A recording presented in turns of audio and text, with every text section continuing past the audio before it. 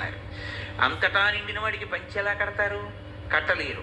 కాబట్టి అంతటా నిండినవాడు, ఒక్కచోట ఉన్నవాడు, అసలు ఈ కంటికి దొరకనివాడు ఇప్పుడు దొరుకుతున్నవాడు, ఎంతవరకు ఉన్నాడో చెప్పలేని స్థితిలో ఉన్నవాడు, ఒక గర్భాలయమునందు పట్టినవాడు, అన్ని వ్యతిరేకమే. అంతగా కిందికి దిగిరా వచ్చేటప్పుడు కదలిక ఉంటుంది కదండి. కదలిక అంటే దాన్ని మీకు తేలికగా చెప్పాలంటే మేనిఫెస్టేషన్ అన్న మాట సరిపోతుంది.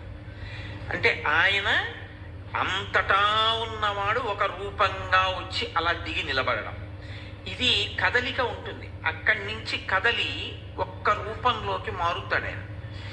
ఇలా మారడానికి ఆ కదలికకి ఒక కారణం ఉంటుంది. ఆ కారణం లేకుండా అలా కదలడు ఆయన.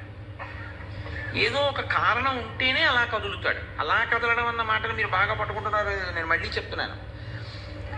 అసలు ఏ కంటికి కనపడని వాడు ఒక కంటికి కనపడేటట్టు, ఏ తల్లి కడుపున పుట్టని వాడు ఒక తల్లి కడుపున పుట్టినట్టు, ఎవరి చేత ఏ రకంగానో ఆరాధనకి సౌలభ్యం కానివాడు సులభుడైనట్టు, ఇలా దిగి వచ్చేటటువంటి క్రమంలో ఒక కదలిక ఉంటుంది. మొదటి కదలిక, ఆ కదలికతో ఆయన అలా లోకంలో అనుగ్రహించి దిగి వచ్చి కనపడతాడు. దీన్ని అవతార స్వీకారము అని పిలుస్తారు. ఈ ప్రతి కదలిక ప్రారంభ కాలమునకు ఒక కారణం ఉంటుంది. ఆ కారణం లేకుండా ఆయన కదలడం, అది మీకు తెలియకపోవచ్చు, నాకు తెలియకపోవచ్చు. కానీ ఈశ్వరుడు ఏ కారణానికి అవతరిస్తూ ఉంటాడు అన్నది చెప్తూ ఉంటాడు వ్యాస భగవానుడు పురాణముల యందు. అదే పురాణంలో ఆయన అవతార స్వీకార ఘట్టాలుగా వస్తాయి. దాన్ని మీరు చాలా జాగ్రత్తగా పరిశీలనం చేస్తే మీకు అందులోంచి కొన్ని రహస్యములు అందుతాయి. దశావతారములు ఒకెత్తు, మళ్ళీ ఇందులో యుగాలకి అనుసంధానం చేస్తూ ఒక మాట చెప్తారు. 10 అవతారాలు ప్రధానమైన అవతారములైన మళ్ళీ ఈ ప్రధానమైన అవతారాల్లో ఒక్కొక్క యుగానికి సంబంధించి ఒక్కొక్క అవతారాన్ని విశేషమైన దానిగా చెప్తారు. కృతేతు నారసింహో భూ త్రేతాయాం రఘునందన ద్వాపరే వాసుదేవశ్చ కలౌ శ్రీవేంకటనాయక.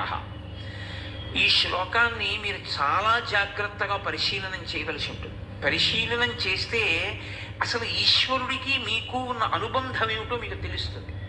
ఆ అనుబంధం తెలిస్తే భక్తి అన్న మాటకు అర్థం ఉంటుంది.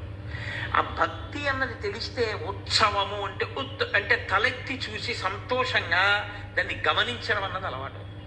అసలు ఈ భావన లేదనుకోండి, అసలు లోపల అటువంటి తంత్రులు అల్లుకోలేదనుకోండి, అది యాంత్రికంగా ఉంటుంది. అది చేసే పని దాని యందు మనసు మగ్నమై చేయడం అన్నది కుదరదు.